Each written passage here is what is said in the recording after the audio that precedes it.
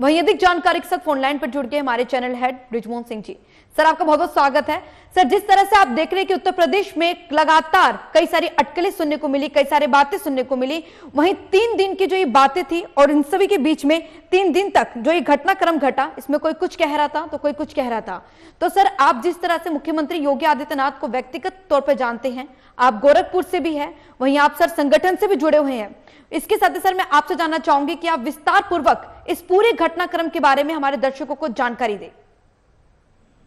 धन्यवाद अंजलि, आपने मुझे ये मौका दिया खास तौर से। और क्योंकि मैं आपको बताते चलूं कि जितनी भी आपने जानकारी दी कि मैं गोरखपुर से हूं, मैं मठ से जुड़ा हुआ हूं, मैं जुड़ाव से मठ से जुड़ा का मतलब ये नहीं कि मैं मठ से कोई कार्यकर्ता हूं वहां का। मैं मठ में जाता हूं पूजा अर्चना के लिए, क्योंकि मैं जो भी लोग गोरखपुर के में रहते हैं वो गोरखनाथ मंदिर जो मठ जिसको बोलते हैं उस वहां पूजा अर्चना करने जाते हैं। उसी मठ के मठाधीश हैं श्री योगी आदित्यनाथ, जो वर्तमान में उत्तर प्रदेश के मुख्यमंत्री हैं। और संगठन के विषय में मैं इसलिए जानता हूं क्योंकि लगातार मेरे खुद जो संगठन के जो है निचले कार्यकर्ता से लेकर के जो सर्वश्रेष्ठ का जो अध्यक्ष हैं उन तक से मेरी बातचीत होती है। मैं लगातार बातचीत करता हूं हर मामले के ऊपर, और वो लोग मुझसे भी कई बार राय लेते हैं, क्योंकि उसके मेरी राय को मानते हैं नहीं मानते मैं इस पर नहीं कुछ कह सकता हूं, लेकिन वो उनको ये लगता है कि उत्तर प्रदेश के अंदर एक व्यक्ति रहता है, वहां पे घटनाक्रम उसकी जो होती है उसके बारे में जानकारी होगी, तो हमारी बीच में पे समय समय पर इस तरह के तमाम इस बारे में विचार विमर्श भी होते हैं, चर्चाएं भी होती हैं। लेकिन वो चर्चाएं कभी भी चैनल और मीडिया पर प्रसारित करने वाली नहीं होती हैं। लेकिन अभी मैं आज इस विषय को इसलिए बहुत ही विस्तार पूर्वक बताना चाहता हूं अपने सभी दर्शकों को, खासतौर से उत्तर प्रदेश के और पूरे देश के दर्शकों को। उसका सबसे बड़ा कारण यह है, पिछले 3 दिनों में जिस प्रकार से योगी आदित्यनाथ के विषय में तमाम चर्चाएं की गई, तमाम विषयों पे लोगों ने अपनी राय इस प्रकार से दी, जैसे कोई कुल्फी की दुकान नहीं लगाता है लेकिन वो कुल्फी के बारे में जानकारी दे रहा है। जो दुकानदार कभी जिसकी किराने की दुकान है वो कपड़े की दुकान के बारे में बताना चाह रहा है। कोई जो जंगल में रहता है वो शहर के बारे में जानकारी दे रहा है। देखिए, मैं ये नहीं कहता हूं कि किसी को किसी विषय के बारे में जानकारी नहीं है, लेकिन पिछले 3 दिनों में खासतौर से सोशल मीडिया के ऊपर और कुछ ऐसे चैनल्स जिनके पत्रकारों को भारतीय जनता पार्टी के, अगर हम उत्तर प्रदेश के जितने दफ्तर हैं अगर मैं गिन के पूछ लूं उनसे, तो उनको ये मालूम नहीं होगा कि लखनऊ के अलावा उत्तर प्रदेश की में भारतीय जनता पार्टी के कहां कहां उनके कितने मंडल अध्यक्ष हैं, कितने जिलाध्यक्ष हैं, संगठन में कितने जो प्रभारी होते हैं उसके वो कौन कौन है, उसमें कितने संगठन में किस प्रकार की जो उसमें अलग अलग पद हैं वो पद कौन से हैं, उन्हें कुछ नहीं पता। लेकिन वो वहां बैठ करके इस प्रकार से चर्चाएं और इस प्रकार से प्रदेश की जनता को, देश को इस प्रकार से विवेचना कर रहे थे जैसे लग रहा था स्वयं उनसे उत्तर प्रदेश के मुख्यमंत्री ने रात को चर्चा की हो, उत्तर प्रदेश के संगठन मंत्री ने चर्चा की हो, सुनील बंसल जी ने, स्वतंत्र देव सिंह जो प्रदेश अध्यक्ष उन्होंने चर्चा की, और उसके अलावा बीएल संतोष जी ने उनको बुलाया हो अपने घर पे या पार्टी कार्यालय में, उनको बताया हो कि मैं क्या करने वाला हूं और क्या बातचीत हो रही है। ये मीडिया के कुछ सेक्शन में खासतौर से मैं बताते चलूं, इतनी भ्रामक खबरें फैलाई गई हैं योगी आदित्यनाथ जी के विषय में। मैं आपको बताते चलूं कि योगी आदित्यनाथ जी की पृष्ठभूमि के बारे में पूरी दुनिया को पता है। मैं उसमें बताने वाला कोई व्यक्ति ऐसा खासम खास नहीं हूं तो मैं उनके बारे में पूरा कुछ नहीं बताऊं, लेकिन एक व्यक्ति जो अपने पूरे परिवार को छोड़ करके आ चुका था बाल अवस्था में।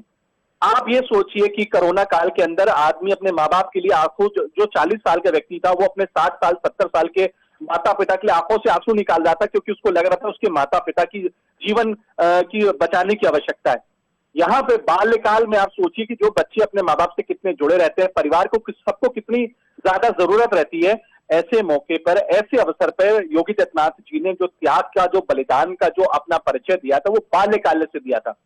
महंत अवैधनाथ, मैं आपको बताते चलो मीडिया सेक्शन में मात्र 1% या 2% लोग होंगे जो महंत अवैधनाथ, स्वर्गीय महंत अवैधनाथ जी से मिले होंगे। जो मुझे अवसर मिला था उनसे एम्स मिलने का, मुझे अवसर मिला था विधानसभा मिलने का, और मुझे अवसर मिला था जब वो वहां के सांसद थे, तब मेरी उनसे मुलाकात हुई। मैं उस बात को समझता हूं कि आखिरकार उन्होंने अपने मठाधीश जिसको उन्होंने बनाया योगी आदित्यनाथ जी को, जो उसको उन्होंने अपनी गद्दी सौंपी थी, वो ऐसी गद्दी नहीं है कि हमने नॉमिनेट कर दिया किसी को कि इनको हमने फला किसी डायरेक्टर को कंपनी में डायरेक्टर बना दिया, या हमने जिसको हमने चाहा कि 20 साल सेवा की इसको हमने बना दिया।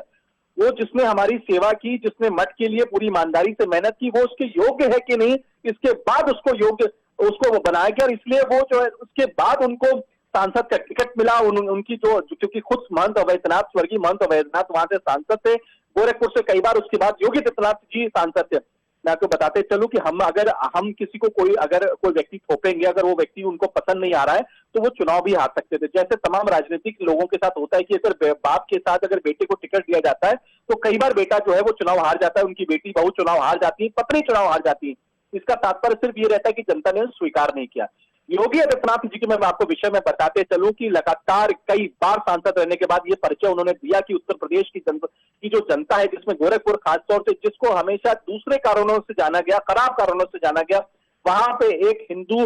भावना से जुड़ा हुआ व्यक्ति है जो हिंदुत्व के लिए लोग लगातार संघर्ष करता रहा है। तब जबकि वो सरकार भारतीय जनता पार्टी की रही हो केंद्र में, तब भी उस व्यक्ति ने संघर्ष किया। और जब पार्टी की सत्ता नहीं रही 15 साल तक उत्तर प्रदेश में, तब आप सोचिए कितना मुश्किल होता है संघर्ष करना विपक्ष के रूप में, और बहुत ही खुल करके संघर्ष करना। एक होता है कि आप 4 लोगों का धरना दे दें, आप एक ट्वीट कर दें, आप एक जाकर के मीडिया में बयानबाजी कर दें कि हमें अपना रोष है, हमें दुख है, हमें इस तरह का, हम अपनी भावना को प्रकट करने आए हैं, बड़ा आसान तरीका होता है। लेकिन जनता के बीच में जाके संघर्ष करना प्रशासन से, सरकार से, ये अपना पे बहुत मुश्किल काम होता है। तो ये तो सबसे बड़ा परिचय पहले से मैं आपको बताते चलूं कि जो उनकी पृष्ठभूमि है कि योगी आदित्यनाथ एक संघर्षशील व्यक्ति है। उस व्यक्ति को मार्च 2017 में जब उत्तर प्रदेश की कमान दी जाती है तो उन्होंने कभी इस बात की अपेक्षा नहीं की थी। कई सारे दूसरे नाम चल रहे थे, तब उनको इस बात के पद के लिए उनको प्रधानमंत्री जी, गृह मंत्री जो वर्तमान में है, उस समय राष्ट्रीय अध्यक्ष के तौर पे वो थे, उन्होंने, और तमाम ऐसे संगठन के संघ के लोग जो थे। और मैं आपको बताते चलूं, भारतीय जनता पार्टी में कभी भी योगी आदित्यनाथ जी रहे नहीं, वो हिंदू वाहिनी सेना में थे। हाँ, भारतीय जनता पार्टी से समर्थित उनको जरूर उनका एक चुनाव रहता था, खासतौर से जिसको वो टिकट दिलवाना चाहते थे, जिसको टिकट मिलता था, हिंदू वाहिनी उनकी अपनी संगठन थी। तो यानी कहीं ना कहीं उनका कोई परिचय, कोई व्यक्तिगत कोई उनके संबंध नहीं थे, जो उनकी, जिसको हम कहते हैं सेटिंग नहीं थी कोई, जिसके चलते उनको मार्च 2017 में उनको उत्तर प्रदेश का मुख्यमंत्री बनाया जाता है। उनको उत्तर प्रदेश का मुख्यमंत्री सिर्फ इसलिए बनाया जाता है क्योंकि संगठन को, सरकार को, प्रधानमंत्री नरेंद्र मोदी जी को, अमित शाह जी को, जो वर्तमान में गृह मंत्री है, संगठन में, सरकार में, सबको यह यकीन था कि एक ईमानदार हाथों में हम सत्ता देने जा रहे हैं उत्तर प्रदेश की, क्योंकि इतनी एब्सोल्यूट मेजॉरिटी की सरकार थी। 325 सीटें उत्तर प्रदेश में भारतीय जनता पार्टी ने जीती थी, जो कि 89 के बाद से कभी भी इससे पहले भी जो कांग्रेस पार्टी की सरकार उत्तर प्रदेश में रही, इतना जबरदस्त किसी को समर्थन नहीं मिला था, इतनी जबरदस्त किसी को। देखिए अंजलि, मैं आपको एक बात बताते चलूं, भारतीय जनता पार्टी की जो प्रक्रिया है, खासतौर से संगठनात्मक प्रक्रिया है, और भारतीय जनता पार्टी को, क्योंकि देखिए जब सत्ता रहती किसी दल की तो लोग उसके बारे में ज्यादा जानने या खोजने के बारे में बात करते हैं। जैसे जब आपको मैकडॉनल्ड्स के बारे में या खाने की जब कुछ चिंता, तो आप स्विगी को, जोमेटो को आप मैसेज और खासतौर से उनके बारे में जानते हैं। और जो चीजें बंद हो चुकी होती हैं, जो सत्ता नहीं रहती है, उसके बारे में आप जानते कम है। तो जब जब भारतीय जनता पार्टी की नहीं थी भारतीय सरकार देश में और प्रदेश में, तब लोगों को उनके बारे में बहुत ज्यादा जानकारी नहीं होती थी। लेकिन 2014 में जब भारतीय जनता पार्टी की सत्ता लौटी और 2017 में जब उत्तर प्रदेश में जब लौटी, तब लोगों को इनके बारे में जानकारी करने की फिक्र हुई, और उन्होंने सोचा कि जानकारी के इनका आखिरकार कैसा इनकी प्रक्रिया रहती है। और भारतीय जनता पार्टी के बारे में मैं आपको बताते चलूं, किसी को भी उसके बारे में 10% नहीं, 20% नहीं, 25% नहीं, 50 नहीं, 100 नहीं, बल्कि उनको मात्र 2 या 3% उनको पता रहता है कि भारतीय जनता पार्टी किस तरह से काम करती है। नरेंद्र मोदी जी, अमित शाह जी क्या काम करते हैं, ये उन दोनों के अलावा तीसरे, चौथे, पांचवें में भी हम नहीं कह सकते कि वो कौन कौन लोग हैं। आम जनता की, पत्रकारों की, विशेषज्ञों की तो आप बात छोड़िए, जो आप देखती होंगी टेलीविजन स्क्रीन के ऊपर, उनको राजनीतिक, ये बोला जाता है कि राजनीतिक विशेषज्ञ, वरिष्ठ पत्रकार, ये वो लोग हैं। और आप जो भी चैनल्स के, अखबारों के जो अपने आप को संपादक, विशेष संवाददाता, प्रधान संपादक अपने आप को लिखते हैं, उनको भी जानकारी नहीं है। क्योंकि कारण क्या है कि संघ के जो प्रमुख हैं, मोहन भागवत सर, जो संगठन में इनके राष्ट्रीय अध्यक्ष हैं, जेपी नड्डा साहब, उनके बाद नंबर 2 पोजीशन पे बीएल संतोष जी की गिनती आती है पद के हिसाब से। नरेंद्र मोदी जी की मैं जिक्र करूं, अमित शाह जी के बारे में जिक्र करूं, कोई व्यक्ति के साथ वो राजनीतिक और अपने संगठनात्मक, अपने विषय जुड़े हुए लोगों के अलावा वो दूसरे से बात ही नहीं करते हैं। तो एक पत्रकार कैसे बता सकता है कि क्या होने वाला है? और वो इन 5-6 लोगों के अलावा वो 7वें से वो कोई चर्चा करेंगे नहीं, जब तक वो मामला किसी प्रदेश विशेष का ना हो। और जब उससे वो बातचीत करेंगे तो उस व्यक्ति को भी नहीं पता रहता कि आगे क्या होने वाला है, क्योंकि वो अपडेट लेकर के फिर फैसला लेते हैं। कोई व्यक्ति विशेष के जरिए फैसला नहीं लिया जाता कि आप गए, जैसे कांग्रेस का कल्चर है, जैसा समाजवादी पार्टी में कल्चर है, जैसे आपको मैं बताते चलूं राष्ट्रीय लोकदल का कल्चर है। चौधरी जीत सिंह जी का देहांत हो जाता है कोरोना काल में, उसके 3 से 4 दिन बाद उनकी खुद के ट्विटर अकाउंट से मैसेज आता है राष्ट्रीय लोकदल के कि जयंत चौधरी जी को राष्ट्रीय अध्यक्ष बना दिया गया। ना आपने कोई उसकी चुनावी प्रक्रिया की, ना आपने कोई लोगों से बातचीत की, आपने बना दिया गया।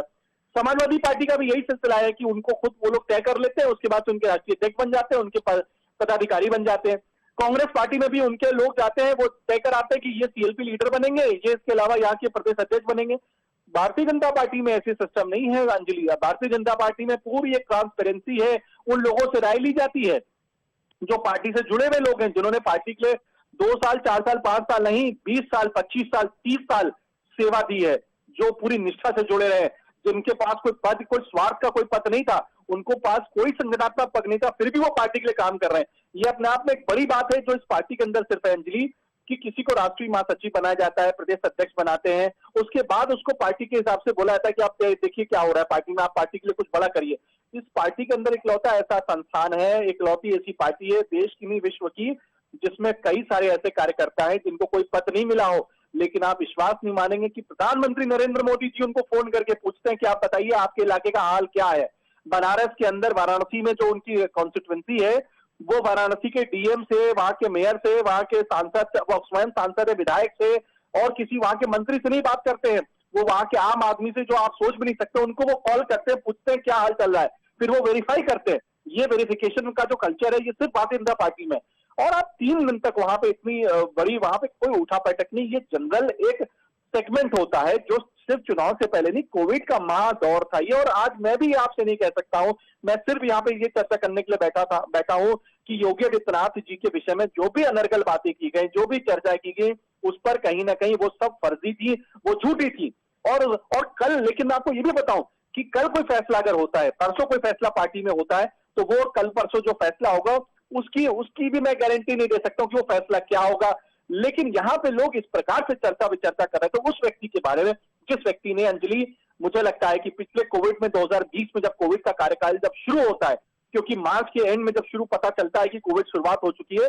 बहुत कम पत्रकारों को यह अवसर प्राप्त हुआ कि वो तब भी लगातार आ रहे थे। उसमें से एक पत्रकार आप ही हैं, एक एंकर आप ही हैं, जो लगातार, जबकि आपके पास वो सभी सिम्टम्स थे, लेकिन आपने जब अपना चेकअप कराया तो आपको कोविड नहीं निकला था, लेकिन सिम्टम्स सेम थे, लेकिन उसके बावजूद आप लगातार प्रोग्राम में आई, आप लगातार उत्तर प्रदेश से जुड़ी हुई खबरों को प्रसारित आप खुद पढ़ रही थी। तो मैं आपसे पूछना चाहता हूं, आप ये मुझे बताइए कि आखिरकार उत्तर प्रदेश के मुख्यमंत्री ने जितनी मेहनत से, जितनी निष्ठा के साथ उन्होंने कोविड में उस समय खुल करके लोगों की सेवा सत्कार और अपने आप को मुख्यमंत्री के जो दायित्व को निभाया, आपको लगता नहीं है कि देश भर में, चाहे वो भारतीय जनता पार्टी के शासित प्रदेश के किसी मुख्यमंत्री की इतनी ज्यादा मेहनत, और उसके बारे में हम ये कंपैरिजन नहीं कर सकते कि उन्होंने इतनी मेहनत की। हाँ, देश के प्रधानमंत्री जी को हम जरूर छोड़ दें, क्योंकि वो भी लगातार देश के हित में इस तरह की बातें कर रहे थे। गृह मंत्री जी की भी हम बात करें तो वो, क्योंकि उस बीच में वो भी बीमार हो गए थे, लेकिन कहीं ना कहीं ये सब लोग लगे थे। लेकिन हम योगी आदित्यनाथ जी के विषय में हम ये बात कह सकते हैं कि उन्होंने जितनी निष्ठा के साथ आम जन से लेकर के जो उन्होंने लगातार मीटिंग्स की,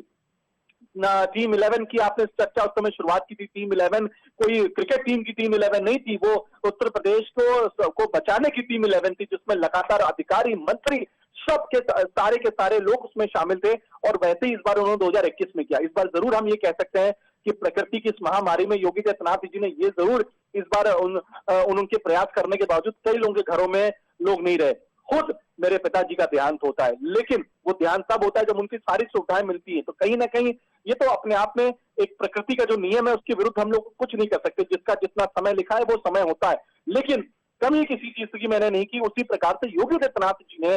पूरे प्रदेश को बचाने के लिए कोई कमी नहीं की। और ऐसे मुख्यमंत्री के ऊपर जब उंगलियां उठती हैं, मुझे लगता है कि इससे एक पत्रकार के तौर पर हमें नहीं सोचना चाहिए, एक ऐसे व्यक्ति के तौर पर हमें सोचना चाहिए। अगर आपके साथ कुछ अच्छा होता है, आप सड़क पर जब चलते हैं, आपको लगता है किसी के साथ अन्याय होता है, तो आप अपनी तुरंत उसका वीडियो बनाते हैं, जो आजकल के समय में सबसे बड़ा कल्चर है। मदद कोई नहीं करेगा, लेकिन वीडियो जरूर बनाएगा। तो अगर आपको लगता है कि आपके प्रदेश के मुख्यमंत्री ने इतनी मेहनत की, हम ये नहीं कहते कि उनके अंदर कमियां क्या है, उस कमियों को तो मैं नहीं अभी बात कर रहा हूं। हम यहाँ बात कर रहे हैं उनके जो उन्होंने काम किए, जिसका हमको, आपको, सबको कहीं ना कहीं उसका, आज आप मुझे बताइए कि मीडिया के लिए जो वैक्सीनेशन कैंप लगाएगा, जिसमें हमारे साधना ग्रुप के तमाम लोगों को, मीडिया, उनके और उनके परिवारों को वैक्सीनेशन की सुविधा मिल रही है। आप ये देखिए कि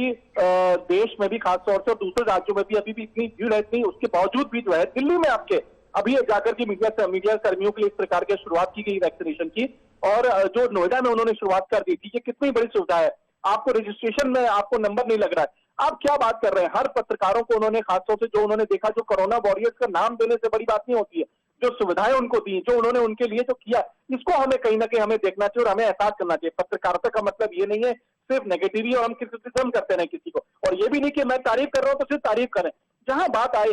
सच को दिखाइए, सत्यता आपके पास होना चाहिए प्रमाण के बाद। अगर प्रमाण नहीं है, सिर्फ आप अपने मन की जो है कुंठा को निकालना चाहते हैं, आप विपक्षी दलों के कुछ नेताओं के साथ आपकी सांठगांठ है और उनके चलते आप कर रहे हैं, मुझे लगता है ये एकदम गलत है। और साधना प्लस इस मुहिम में हमेशा रहेगा और उत्तर प्रदेश के मुख्यमंत्री और उनकी टीम द्वारा जो बेहतरीन काम हो रहा है, हम उसको पूरी हम तत्परता से दिखाएंगे और पूरे खुल के दिखाएंगे। हमें किसी प्रकार का कोई डर नहीं है कि हम पर क्या आरोप लगता है, हम क्या लोग ये बोले हम चाटुकार हैं, लेकिन जो सत्य है उसको हमें जरूर दिखाना चाहिए।